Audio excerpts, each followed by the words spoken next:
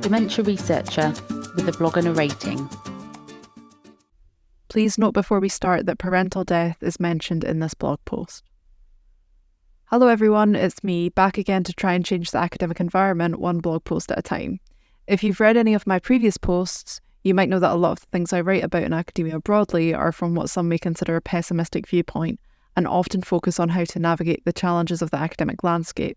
They also often focus on how to navigate things on a personal level, but something I haven't spoke about much, if at all, is how to help others navigate their own challenges as a friend or colleague and how to respond in a manner that is helpful and appropriate.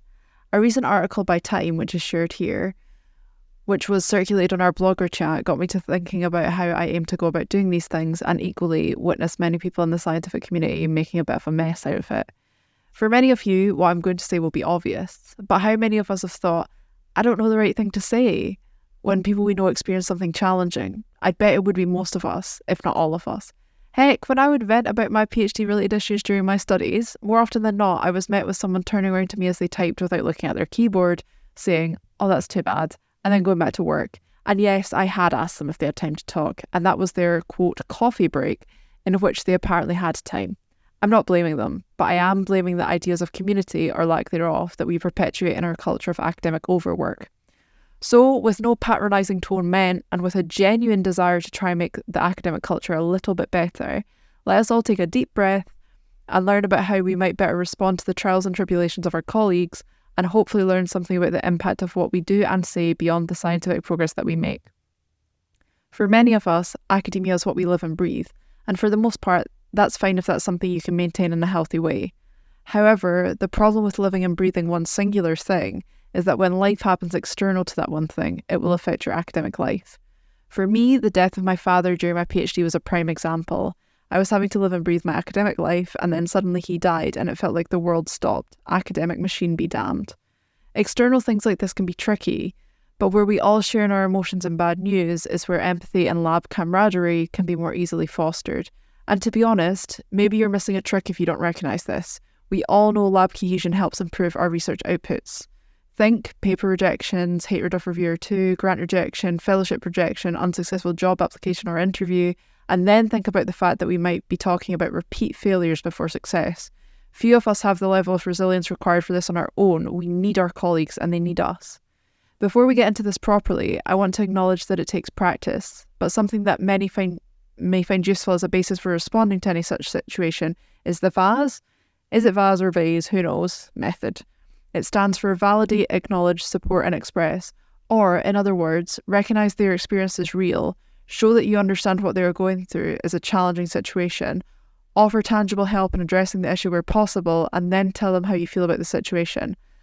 I'll use a real-life example from my PhD experience. Yes, this is real, and I wish it wasn't. So, someone in the academic world, upon finding out I'd just come back after my dad's death, quote, "Well, glad you're back after that distracting stuff with your dad. We've got a lot to do. You missed a fair bit." End quote. Someone using the VASE structure of a response, quote, "I'd heard, I am so sorry. Grief can be really tricky and I can't imagine the challenge of going through that during your PhD. I hope you managed to properly log off from work and spend some time with your family. There have been a few group meetings whilst you've been away, but don't worry about all of that. I can loop you into those whenever you're ready. Also, I just want you to know that I am also here for you outside of work if ever you need or want to talk about anything." End quote. I use this example because the contrast is so stark, and if you imagine yourself being on the receiving end of both of these, my point becomes very clear. The first one is bad, but it isn't incorrect. The use of distracting isn't great, but everything they list is all fact. My dad was terminally ill, which was a huge distraction. We did have a lot to do, and I had missed a month of my PhD with little warning beforehand. It just isn't in any way empathetic to the emotions I was feeling. On the other hand, the second one works so well because it hits a lot of key points. A gentle mention of prior knowledge helps someone not feel like they have to explain something difficult yet again. Validation puts us on the same page and is particularly useful here when getting away from work is mentioned, particularly where there's a culture of overwork in your workplace.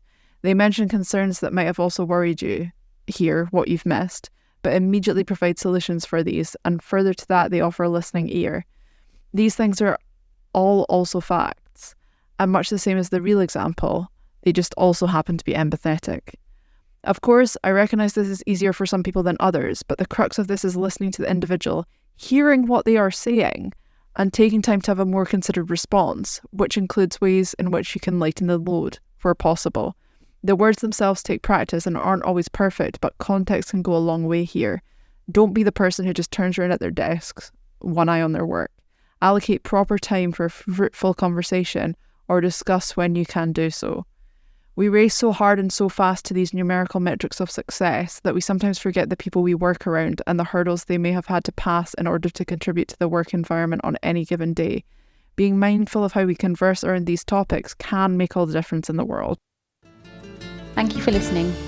Join the Dementia Research bloggers and share your own views.